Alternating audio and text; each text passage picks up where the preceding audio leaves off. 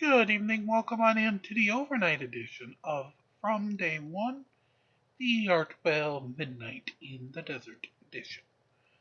We pick up with David Weatherby and Shadow People. He's taking phone calls originally from September 16th, 2015, our final part of tonight's episode of that episode. Let's get to those phone calls as we march through Dominion.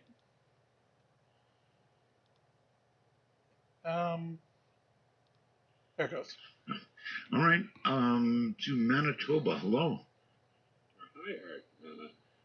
Thanks for taking me. Sure. You're not real strong, so you're gonna have to speak up good and loud. Oh, sorry. Yeah, I tend to be a quiet talker. All right. So I just wanted to say, or share my story with you guys. I had many different shadow person experiences over the years, and I guess what I noticed about all my experiences that they tend to be drawn to that fear reaction. But when I don't give that fear reaction back, either they don't respond or they immediately go away. Well, I'd be really interested in how you react without fear. How do you feel? Yeah. You know what? I've experienced that kind of grabbing sensation, the old hag, seeing them while I'm awake. And I guess maybe it's a little bit of a desensitization, but I don't know. I've heard people say meditate on it. I'm just curious what your guest David might have to say on that. All right. David? You know, this sort of relates back to John's account from earlier in the show. I think that in his encounter, he was able to conquer his fear by resorting to his spirituality. And in a lot of cases, I find that people are sort of able to zero in their focus on one particular thing. In his case, it was prayer. And that sort of eliminates everything else going on in the mind and the emotional reactions, and allows him to just focus on that one thing.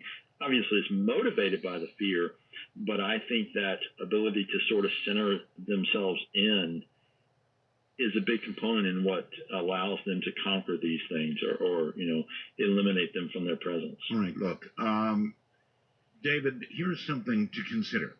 The phones are berserk. The phone lines are filled. The Skype calls are filling my screen. So this gives you some idea of how many people have seen something like this. I think it is more than just common. It's more than we know. It's more than people generally are willing to talk about. In other words, obviously, a lot of people are involved here. Let's go to Skype and tentatively somebody who IDs themselves as MV. Hello. Hello there, Art. Hi. Hi, my name is Michael. I'm on the tune-in chat as well, Michael Mars. Shout out to those guys. Okay. Here's my experience. When I was young, I was about 6 years old. I used to sleep in a room with my sister, who was a year younger than me. Mm-hmm. And I don't know what time of night it was. I opened my eyes up. There was moonlight coming in through the window. And I opened my eyes and looked up. In between the two beds that we had, a figure that I can only describe, being a kid. It looked to me like the Jolly Green Giant, except like white, like a statue. Kind of like strange, like a Greek statue you might see. And it slowly turned down and like looked right down at me. And I just closed my eyes, pulled the covers over my head. I was terrified. But I don't know. Anyone else had anything similar to that your guest can think of? David? Wow, that's really unusual. There aren't too many encounters with beings that are solid white, as you're describing. There are a few accounts that often are related to UFO encounters, wherein people see, what they describe as glowing white figures. But no, I've never heard of anything like your experience. It's very fascinating, and thanks for sharing it. Oh, thank you. Thank you, Art. All right, take care. Just one after another after another. Hello on the phone. You're on the air, wherever you are. Oh, hi, how you doing? I'm John from Lake Villa. Hi, Art. Long-time listener. Can you hear me okay, sir? I hear you. It sounds like you're in a vehicle or something. I'm truck driving through Wisconsin, sir. Truck driving through Wisconsin. Okay. Yeah, my I was going to say my experience, and after that I was going to ask a question, but my experience was around this time last year. I actually believe I encountered what you call a black-eyed child as I was going to work. Really? I was driving to work, and I was in my car, and as I was approaching the stoplight, a girl come out of the side of the road, and she had her hands up, but when I saw her face, all I saw was black eyes, so obviously, the hair stood up on the back of my neck, and I kept going. But my question is, the first person I called was my wife, who's from the Philippines, and is very superstitious, and she related that to what they call over there, an Aswang, I guess. Vampire type. Aswang, yes, sir. And she said, and then of course she kind of got worried about me, but and she said it's like a vampire type being. That's what is that what the similarity is? Is that what a black-eyed child is related to? Is like a vampire type thing? Well, good question, David.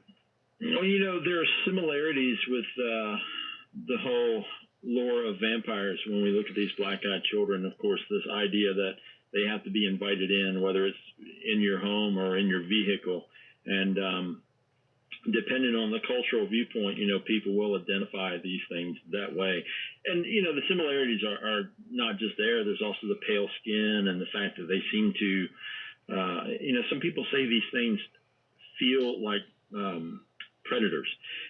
People will report being in the presence of these black-eyed children that they feel like they're being, eyed as a meal or just really looked over, and it causes this incredible level of fear within the people who encounter them, because, look, Art, anytime you put something paranormal or well outside the norm and mix it with children, the creepy level really goes off the scales, and it also becomes very unsettling because as adults, we're sort of predisposed to help children. If a child shows up at your door and says, "Mister, I need a drink of water," or "I'm lost," your automatic reaction is going to be to help that child. But when a child shows up and is acting really creepy, yes, there's a psychological battle that goes on with a lot of these people I interview. They talk about how confused they are because here's a child asking to come inside, yet all the alarm bells are going off. Something is wrong here. It appears to be a child. And it appears that they need, they want something. They want some kind of help. And, there's a struggle to, do I help this child or do I slam the door because I feel like I'm being stalked? Yeah, well, nobody wants to be eyed, stared at like you're a Happy Meal. No. Go to the next house. Down the lane, House Valley, whatever. I am not a Happy Meal. But I am glad to have my guest here. Midnight in the Desert. Again, we return as always when the musical bumper concludes.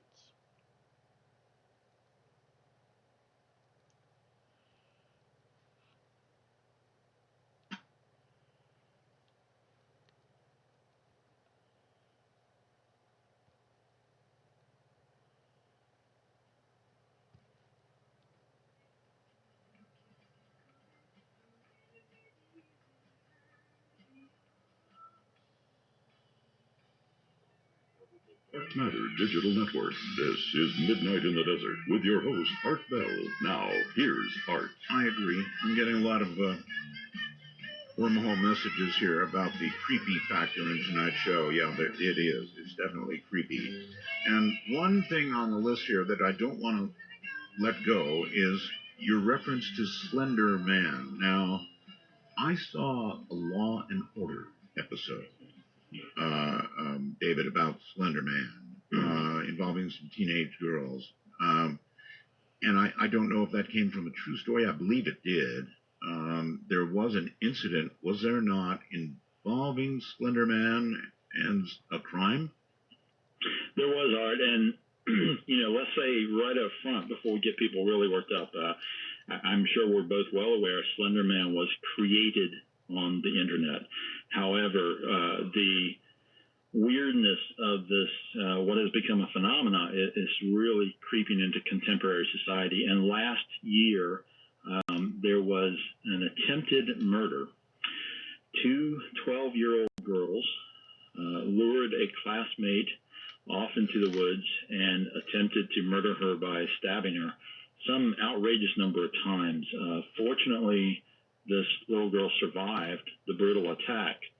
But in the aftermath of this crime, it was revealed that these two 12-year-old girls attempted to, quote, sacrifice their friend so that Slender Man would come and take them away to live with him in his mansion in the forest. Now, this, I didn't see the Law and Order that you're referencing, so I don't know how closely it followed, but this was a year ago, and this past March, the first round of this, whatever it was, the pretrial or whatnot, came up, and the court has determined that these two young girls who have just turned 13 will be tried as adults. Wow. So it's a horrendous crime, and it's frightening all the way around that something that essentially had its genesis on an internet forum has now affected a lot of lives. Okay, question. Are they claiming in their defense, or do you know if they're going to claim in their defense, that this was purely internet-born, almost like internet porn, internet-born, or that there was some claim of paranormal activity beyond and away from the computer?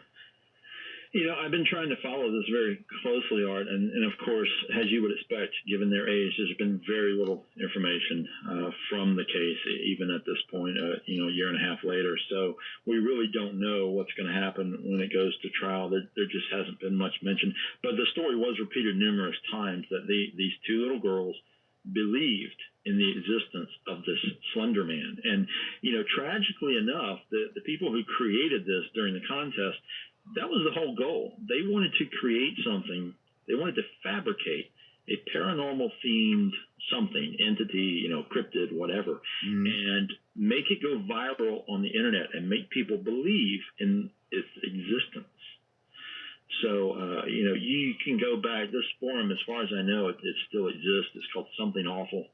And it certainly turned out to be something awful. And there are thousands of entries about this thing. And when it started off, the contest, all kinds of people were contributing different ideas. And then this very creepy, really rather subtle thing at first showed up. And it was this tall figure without a face, with these extra appendages that sort of lurked in the background of photographs and so forth, and began to be attached to different tragedies. Eventually, he started to be called the Slender Man, morphed into one word, Slender Man, and more people have jumped in on this thing through the years. There have been, video series, there are games, there are all kinds of things. And there's a large percentage of people who absolutely believe in the existence of an entity called the Slender Man. Now, David, you almost have to wonder if intent or mass intent begins to create things. Collective consciousness creating something, and there's an ancient belief in what's called a tulpa. That's spelled T-U-L-P-A. The ancient Tibetans had this concept that something could be manifested from pure thought all the way into physical form. And that's a chilling idea when we look at something like the Slender Man and question, what is the collective consciousness co-creating? You know what's a really terrifying thought that springs from that? There's this rumor going around right now on the internet, David, that the end of the world be coming, that an asteroid is going to slam Earth into little pieces, that we're all doomed, that it's the end of the world. Well, if enough people start buying into it, and I'll just leave it right there. On Skype, Jeremy, hi, you're on the air. Hi, Art. This is Jeremy from Omaha, and I want to give a shout-out to the DM Talk crowd before I start. Okay. But I've got a shadow person story for you. When I was about 5 or 6 years old, I was having this problem with seeing shadow people a couple times a week for about 2 weeks. I had this simpler instance where the guy would come out of the wall, a shadow person would come out of my wall and walk through. What I had for a nightlight was one of those cheesy fiber optic night lights back in the 80s. Right. And he would walk through that, and every time he would walk through that, the night light would go completely dim. And then as soon as he got through it, it would come back on again. Oh. And this happened to me at least, 4 or 5 times in 2 weeks. It was pretty scary. People don't understand when it really happens to you. Listening to a story is one thing, creepy enough. But having it really happen to you, oh my. Indeed, and I'm pretty skeptical in my older years. So it's weird to think back on it and think, what was that exactly? Well, whatever it was, it cut the light down as it went. David, that's pretty weird, huh? It is weird, and that's another theme that shows up in some of these accounts, that people will have a night light, or sometimes there's light reflected in the mirror, and these things seem to be able to block them out or partially block them out sometimes. All right. I think this is Kel. Kel, is that correct? Kel? Yes, sir. Hi, Kel. Hello. Where are you? Seattle. I'm sorry? I'm in Seattle. Seattle. Okay. Good. Proceed. I have a black-eyed kid story. Oh. Yes. I work at night, and I ride my bike to and from work. And I was coming home from work in the morning. It was about 4 in the morning, and it was in the fall, so it was still dark. And I was bringing my bike up to my apartment, and there was a little boy in front of the building. And none of my neighbors have kids, so I was wondering, what is this kid doing there? So I said, hey, buddy, what are you doing? Where's your mommy? And he said he was cold. So I said, okay. I'm sorry, I'm really nervous. I parked my bike, and I went up to him and said, again, where's your mommy? And he didn't say anything. I said, I'll wait here with you, and put my backpack down and stood there for a minute. She didn't show up, so I said, can we call her? And I looked at him, and I noticed his eyes were completely black. And this kid was really weird. He had almost like the wrong clothing, like from the 20s. Like those kids from like Newsies, how they had like those caps on and the woolen shorts and really weird shoes, and he was super pale. And Kel, I'm at a break. Can you hold? Sure can. All right. Weird. Oh, weird. I wonder if he looked at her like a happy. Tried to say something to add a little levity. Black-eyed children. At least I haven't seen one I can talk about this somewhat objectively. I'm Art. And once again, we'll return once the musical interlude is complete.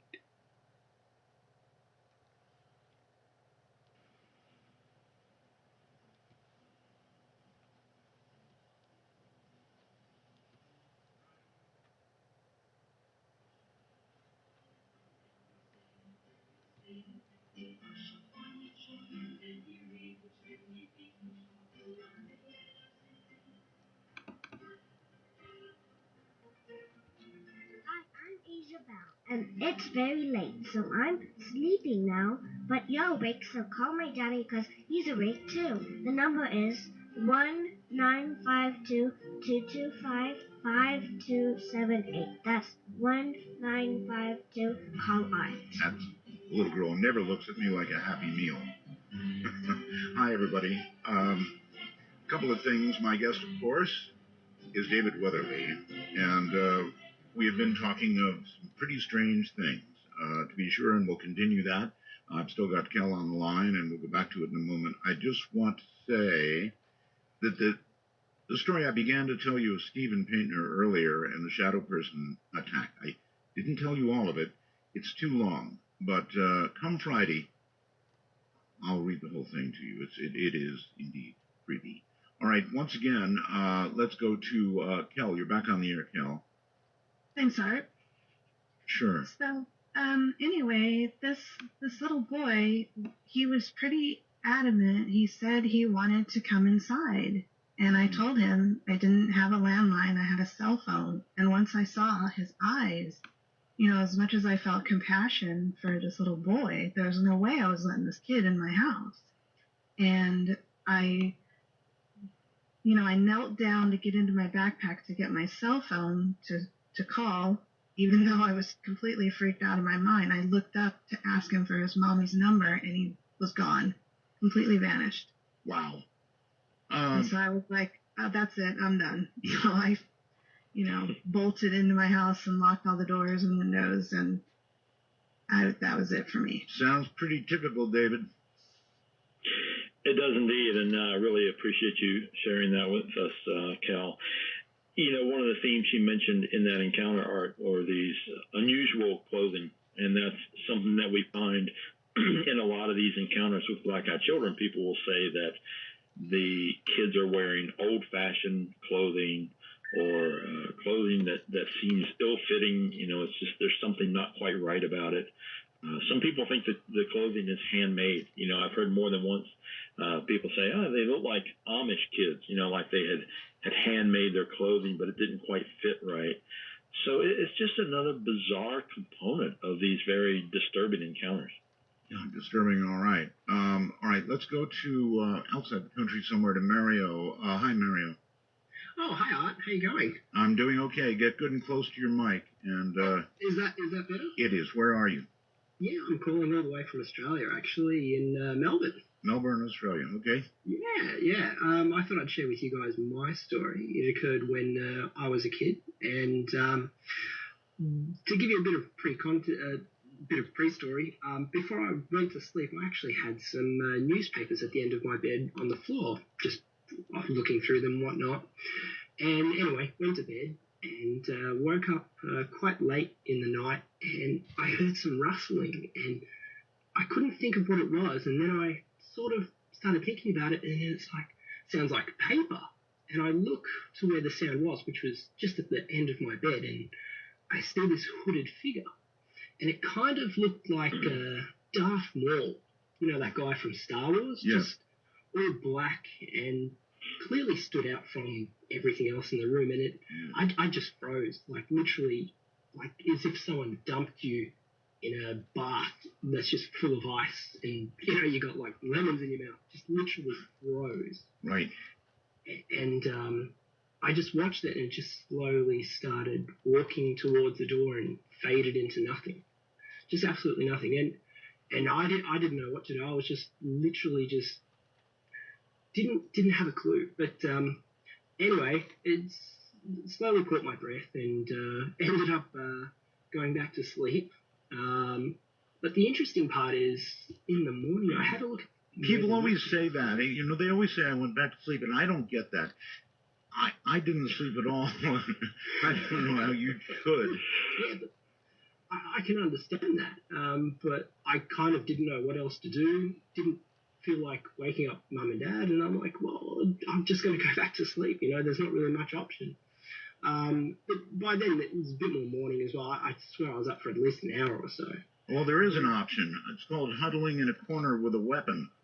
Oh, that would have been great if I could. Look, the most interesting part out of all of it, what I found was that even though I could clearly hear the sound of newspaper, like when you hear it, someone walking on the floor across paper, it's clear, you know exactly what it sounds like. But there was no prints left on the paper. There was nothing. It was just flat, like there was nothing on it. Well, there you go. One thing's for sure. Whatever this is, David, it sure is worldwide, huh? Oh yes, absolutely, Art. I mean, there he is calling from Australia with an experience, and I've heard them from, all corners of the world. So it is a worldwide phenomenon. Akya Lin, I believe it is. Hi. Hey, it's Akaya. I'm sorry, say it again. I said hello, it's Akaya. Akaya, okay, thank you. I'm from Arkansas. Arkansas? And I was going to tell a story and ask a question. Okay. Okay, y'all talking about the night hag syndrome? You're a little broken up on us. The hag syndrome, yeah. Yes, sir. I've heard people say it's just sleep paralysis, but I don't think it is personally because my pastor woke up one night and there was a black figure on his chest and it was choking him. This was your pastor? Yes, sir. Uh-huh. Did he say this in a sermon, or how did you get the information? He told me personally. He's a friend of our family, and we've been going to his church for years. Okay. And he was telling us, we were talking about different experiences we had had. And he said that one night he woke up and this black thing was in his chest, choking him, and he couldn't breathe. And he said all he could do was in his mind say, Jesus help me. Mm-hmm. And the thing let go. Okay. And as soon as he did, I'm sorry, what? I'm sorry, Akai. It's hard to continue because you're kind of breaking up on us a little bit. But anyway, he called upon his God, and that cured it? Well, it took off running out the door, and it hit part of the door and left a nick in the door where you can see it. Yikes. Okay. Okay, well, thank you very, very much for the call. So there's a bit of a physical manifestation for you, David. Right, and again, we do hear those on occasion with these night hag incidents, and enough so that I don't think that we can dismiss all of those off as sleep paralysis. There's a component of them. There's percentage of them that just have unexplainable elements, like this piece of physical evidence, essentially. Right. You'd have to look at that all the time and remember the incident. Going to Denver, Colorado on the phone. Hi. Hello? Going once, going twice. Gone with the wind. Omaha, Nebraska. Hi. Hello there. Omaha, Nebraska. Well, no, I'm wrong. Chapel Hill something. Yeah, this is Adam, and I'm an alien abductee, but I have experienced old hag, OBEs, and I have a shadow person experience. You've had it all, huh? I did, especially when I was under 10 years old. My shadow person memory, it would happen. I was under 7 years old, like 5, 6, 7, and not every night, but it was always the same. A dark figure would come toward my bed, and I would see it clearly, sometimes more clearly than others. Sometimes I was so afraid. It was very threatening. It was very terrifying, and it would go under the covers, and then it would disappear. But sometimes I felt more empowered, and I would sort of stare at it. And this one time it got closer and closer, and it manifested more clearly, and I could see it. It was similar to what the other caller said. It looked like, no distinct facial features. It was all dark and smoky and shadowy, but it looked like it was wearing a hood, and I even saw it looked like it was carrying a big chain. Just so I'm clear, did you say it would go under the covers? I would go under the covers. Oh, you would. Well, that I get. I thought you said it went under the covers. That's where you got to draw the line. But this was when I was wide awake. I knew I was awake. Before I'd fall asleep, I would see it, and it would come pretty much on a regular basis. And so what did you do? Well, at a certain age, around maybe 8 or 9, I stopped seeing it, but when I got older, it never harmed me, but I was always extremely terrified of it, and when I look back on it, I wonder, since I'm an abductee, if that could be a screen memory for the visitors, the aliens. Yeah, it's a very good question. David, is there any age-related part here? In other words, an awful lot of these people remember this happening as a child. Yeah, and I noticed that tonight. It's very curious, but across the board, when we look at these shadow people encounters, they're not really clustered around particular age groups or, race or ethnic background or anything else. It really across the board, it's a wide variety of people of all ages and backgrounds that are experiencing these things. and they seem to be on the increase, or people just want to talk about them more. I'm not sure what it is, but just everything is jammed with people. Robert, on Skype, hello. Hey, how you doing? Okay, how are you? Real quick, Roswell, Okay, are you on a speakerphone or something, Robert? using my palm thing here to try and talk to you. Palm thing? All right, you're going to have to talk right into it. How's this? A little better. Because I can't get any closer to the mic, so. Okay, it's good. Go. All right, so my question for you is, so first off, Roswell, and my dad got me interested in your show back in the late 90s in Peoria, Illinois. I'm glad you're back on, but my question is, I grew up having like the haunting thing going on at my house. My room was always like 10 degrees colder than the rest of the house. And there was one night in particular where a demonic voice said, "Listen to me, follow me." And I looked up at my drapes in my bedroom. This is back in like 1978. I was 8 years old. And there was like a red glow on the drape, but when you open the drape up, you could just see the front yard out in front of you. And ever since then, I've had weird things happening where, like, you're seeing, pardon what I'm going to call it, but like black sperm, like 2 feet above the floor, just always in the shadows, just like flipping around. Mm-hmm. And I'm wondering if that's like a precursor to like a shadow person, or what does that mean? You know what I mean? The best way I can describe that is like a seething ghost. I don't know. It's almost like calling up and asking for a doctor for a diagnosis, and there's just give it a shot if you've got anything, David.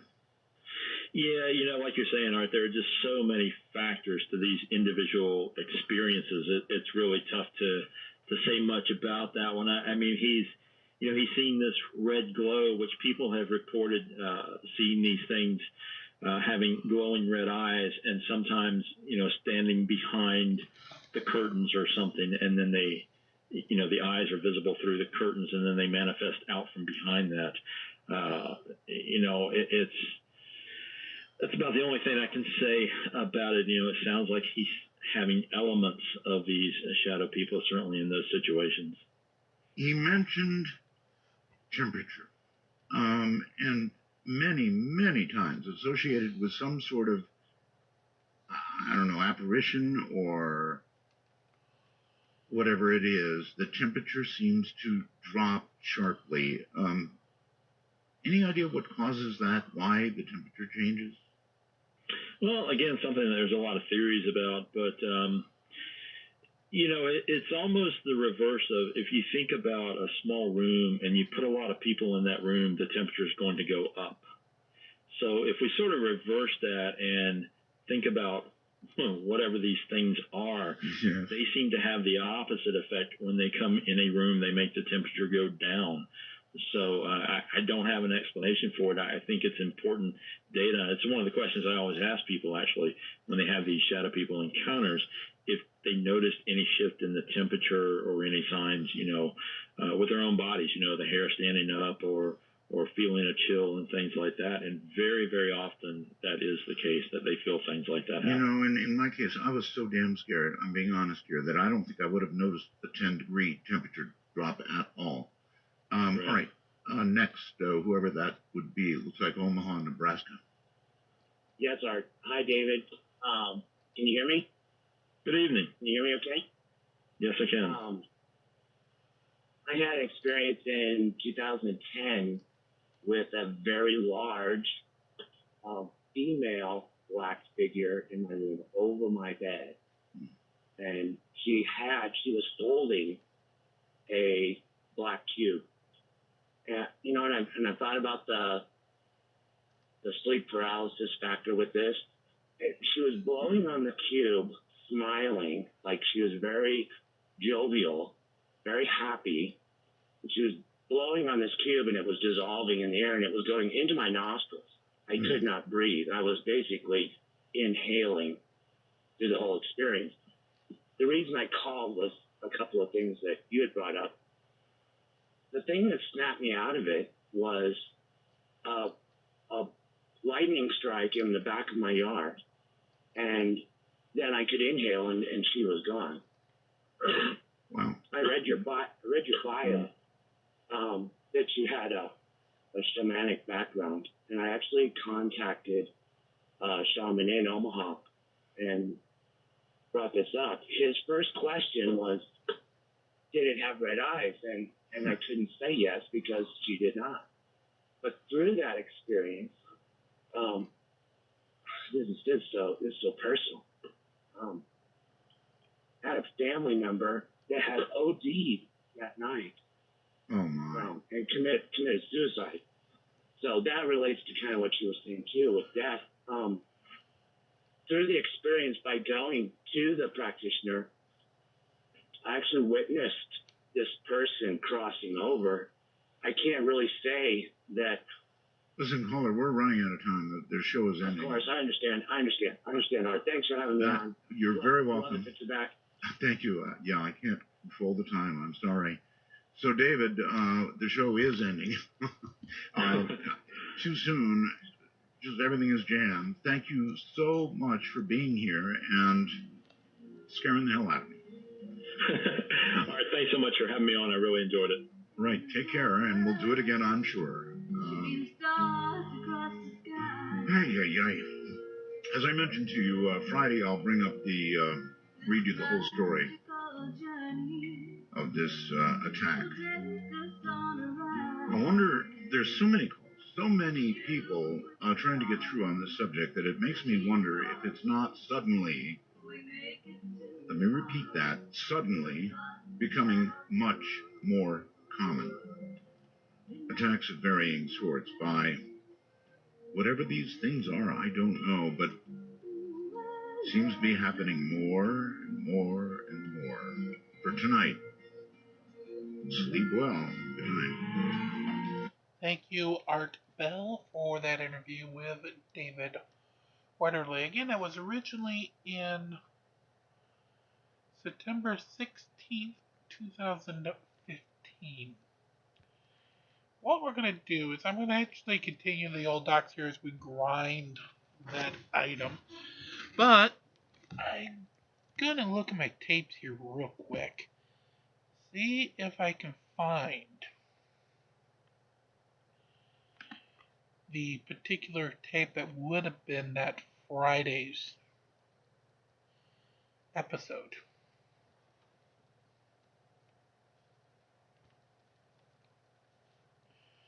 Because if we can find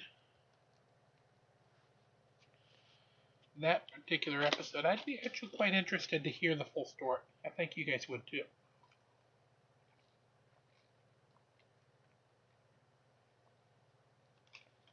Sorry, I just had to grab a quick drink.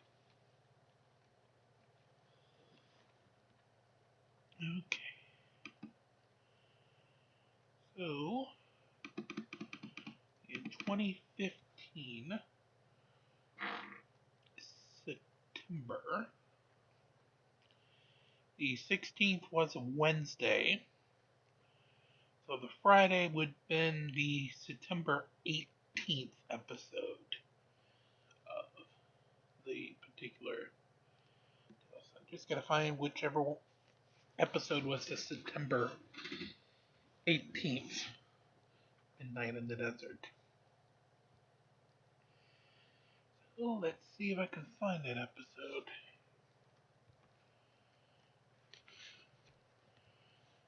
Again, do another grind while I'm looking for that.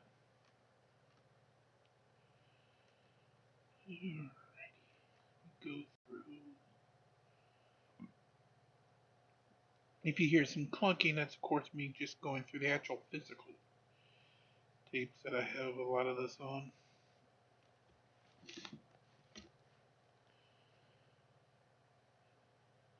Underwater cave exploration, Paris attacks, lucid dreaming, storm chasing, digital simulated reality,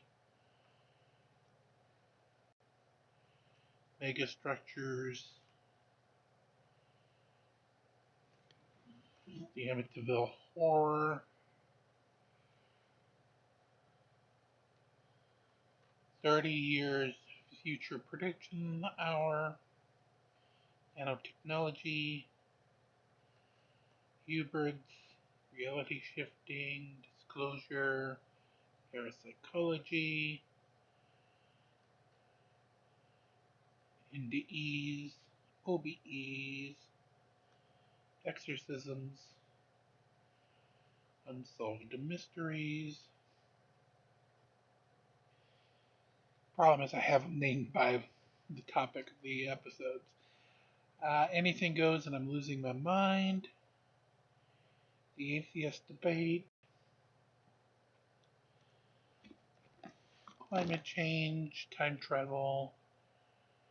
Okay, so there was David Weatherby's my. So said that was September 17th, correct? I think is what I said.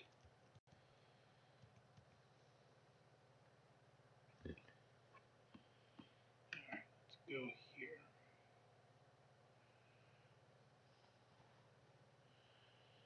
Be doing a lot better if I knew what was the topic that night. Crop circle, space warp technology, anti-aging, witchcraft, UFO center, EVPs,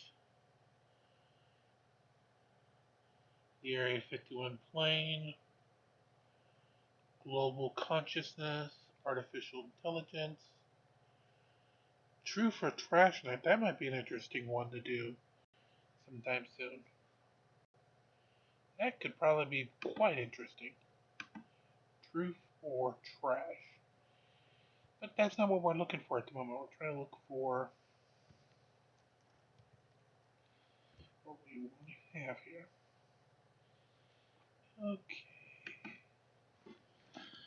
So, September 17th, 2015.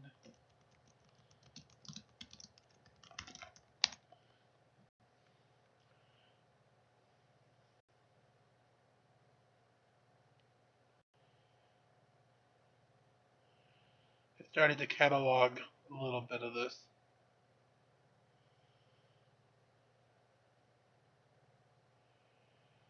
Well,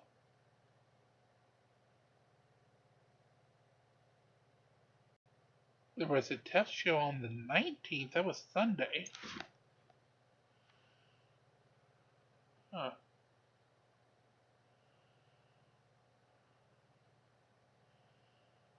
That was weird. You're going to hear a little bit more of David Weatherly. I just want to make sure to go back and make sure that I have the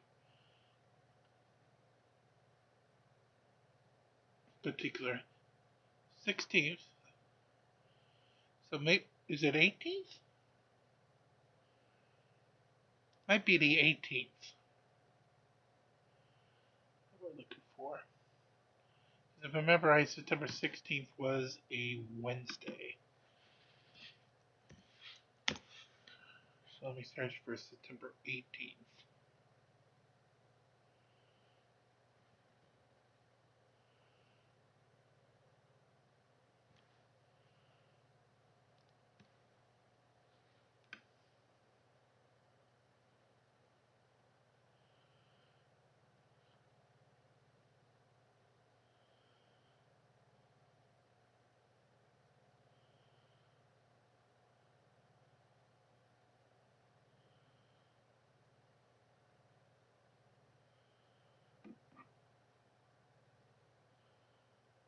Well, we are at 14 of our grind.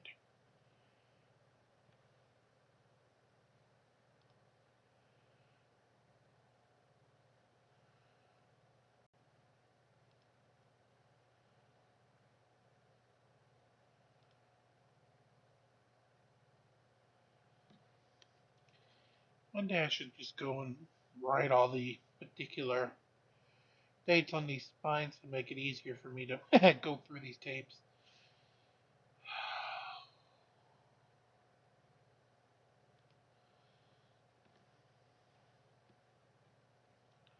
or even spend the more time and actually digitize them all.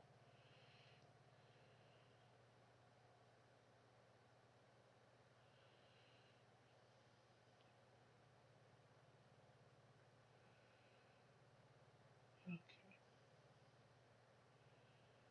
So let's see. There had to be some rhyme or reason of how I stacked these particular episodes, at least I would think. So what episode was right after, well, what episode, at least in my stack, was right after that? So that's October 2nd, so that definitely is not. Of course, I have the Married to an Alien line stacked right next to it.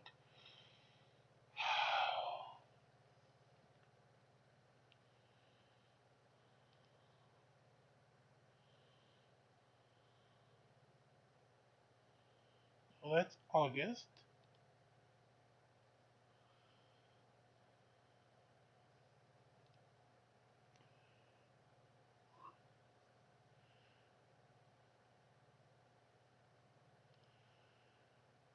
See the particular Truth or Trash episode.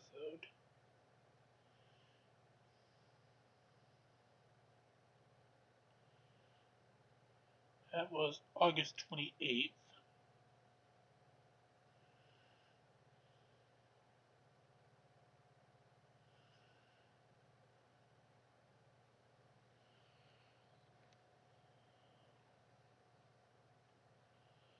Actually, it probably would have been the very next day.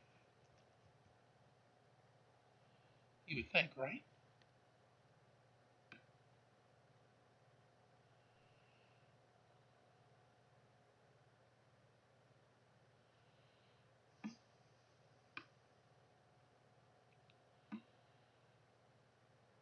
Alright, I don't know what this test show is going to be, but we'll play at least a couple minutes of it and see what we get.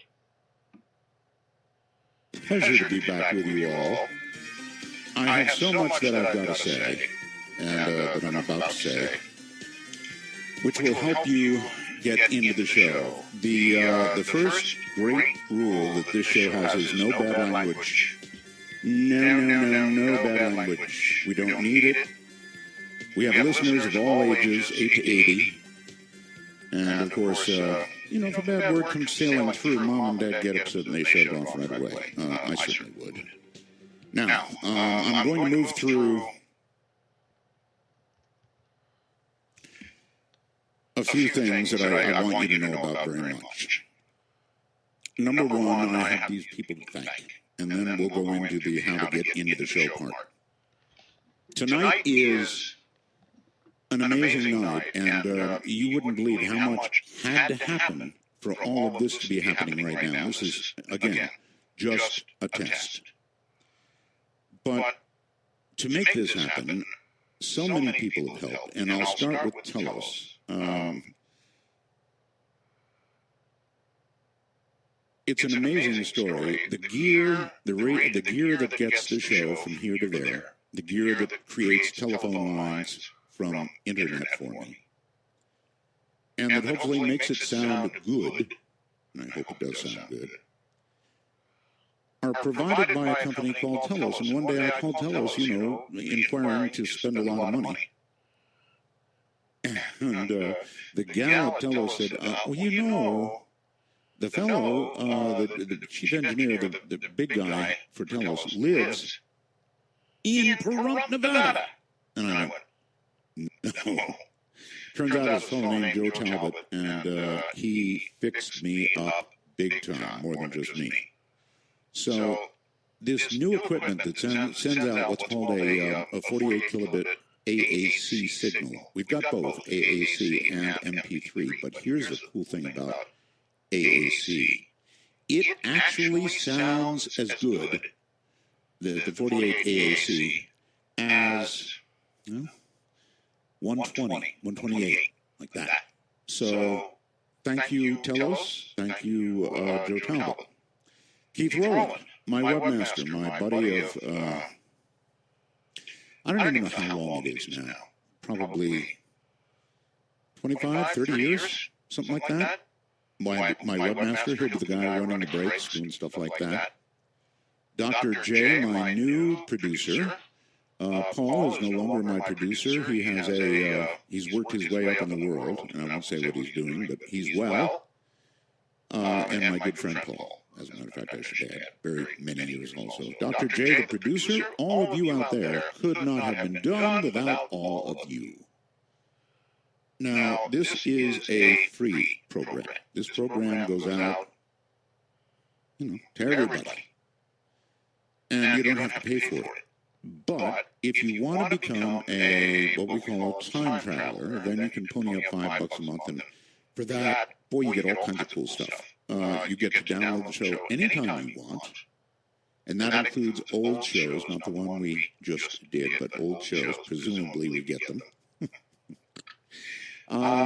Then you also get what's called, and I should bring that up right now.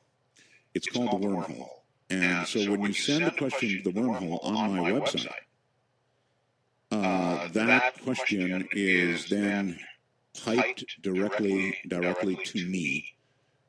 And I'm bringing it up right now. I should have done this earlier in the show. There it is, the wormhole. And so you can send me all kinds of really cool questions. And, if I've got a guest, you can ask a question. And if I think it's a good question, believe me, I will ask the guest. The next group I want to thank is the Belgab website. These are incredible people. Now, the Belgab website, that's BELLGAB. The Belgab, you might look it up on the web and go check it out. These are people that are, how do I characterize them? They are energetic, a little cruel at times, but definitely vaguely lovable. So the Belgab gang deserves a great big thank you.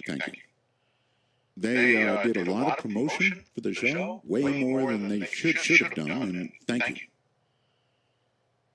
Matter of fact, they were even responsible for getting the show promoted in Times Square in New York. So there you have it. Now, next, the guys who get the show to you, hopefully without incident, are called the stream guys. When you initially clicked, you probably heard a little, promotion for stream guys. They've got the servers that are sending out the show to all of you. And then finally, God bless them, LasVegas.net. Doing a show by internet, and I'm doing it by internet, everything is internet. My phones, the transmission of the show itself, all my computers, my Skype connections, all of that, it's all by internet. So I live and die by internet. Which is why I'm worried about all the storms out there. Now, fortunately, they have not rolled in yet tonight, but I want to serve up warning if they do, and if power should go out. Oh, please, power don't go out. That would be it for me. I'd be off until the power came back and LasVegas.net got back on. So we are internet dependent in so many ways. That's kind of the list, I think, of people I want to thank. Now, I would like to talk to you about how to call the show, and that's the purpose of the program tonight. No guest tonight, although I may bring a mysterious young gal on here after a while. That aside, though, no guest. And so there are various ways you can call the show. I'm going to give you our public number. It is area code 95, are you writing this down? 952-225-5278. Or if you wish, 952-CALL-ART. Probably have to put a 1 in front of it. Yeah, 1 in front of that. 1-952-225-5278. Then we have two other ways you can call. And we're going to be very strict about this. We have two Skype setups here, all right? One is for the U.S. and Canada. Now listen to this one very closely, and write it down. If you're in the U.S. or Canada, you can reach us on Skype at MITD51. Doesn't matter whether it's caps or lowercase, MITD. Midnight in the Desert, MITD 51. That's for North America. Then, beyond that, you can call, if you're overseas, it doesn't matter where you are in the world, you can call us at MITD 55. MITD 55. All right? Now, I'm just going to sort of ramble around and take calls all over the place. I'm going to take public calls. I'm going to take Skype calls in North America and overseas. And I hope it all works. And that's the point of tonight's show. Hoping that it all works. We did have a little bit of server difficulty earlier, but I think they've probably got that straightened out by now. Let it be so. And so open lines. Anything you want to talk about, but here's what I would suggest. I would like you to tell me what you would like to have on the show. Does that make sense? What would you like to hear? What path? I mean, I've got my own, of course. You know me in time travel, right? I love it. So I'll go down that path, artificial intelligence, all the things I love. But I want to know from you where you want to go. Does that make sense? You tell me where you want to go, and I'll try and get there. So that's the deal. I suppose I'll have to go over this phone thing again, and I will right now very quickly. The public number is area code 952-225-5278. It's easy. Write it down. The Skype Connect is, oh yes, I guess I need to go over this. One more thing. Sound quality. How to get the best sound quality when you call. If you are on a computer, and yes, it's okay to use a computer, and you're on Skype, please, if at all possible, use a headset mic. That's right, a headset mic. Don't sit back 5 feet from the computer and yell at me.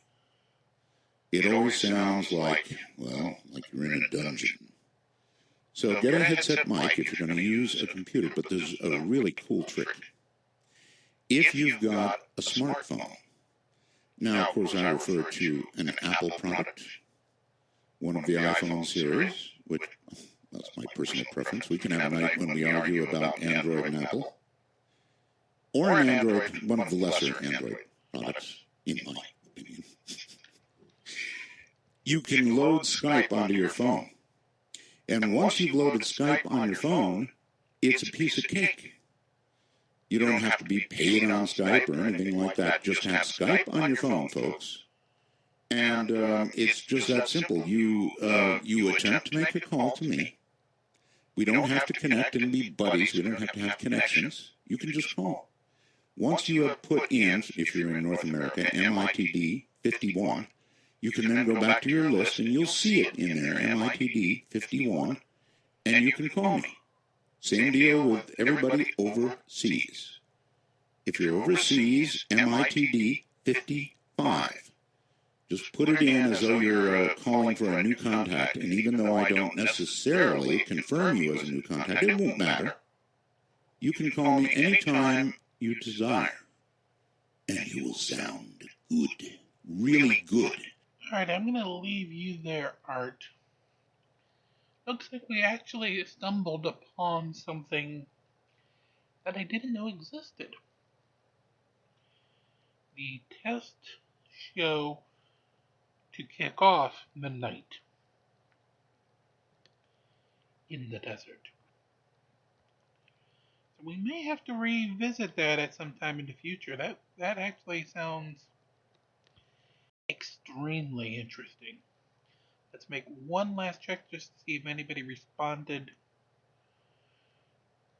to our adventure. If not, we'll have to pick that up tomorrow's episodes.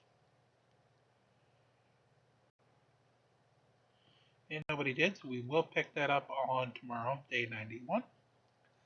Till then, please make sure you do like, share, and subscribe. Get us to those goals of 50,000 viewers and 1,000 subscribers, so Boxing Extras will send us those nice red packages, and YouTube will pay attention to us. Of course, Coinbase and Ibotta, fill them out to get your $10 free, and of course, then your Coinbase Learn less than 2-minute lessons, one-question quizzes to get $100 in free crypto, and Ibotta to basically reward you for what you normally have to do anyway, and that's your shopping. So until we do meet tomorrow, make sure you do like, share, and subscribe. Your fights in Dominion always be awesome. Like one another, so therefore we all can have peace here and around the world. And it's always a great new world to release the Krakens. We'll see you tomorrow as we continue to march on here from day one. Have a great night and enjoy your rest, folks. We'll see you tomorrow.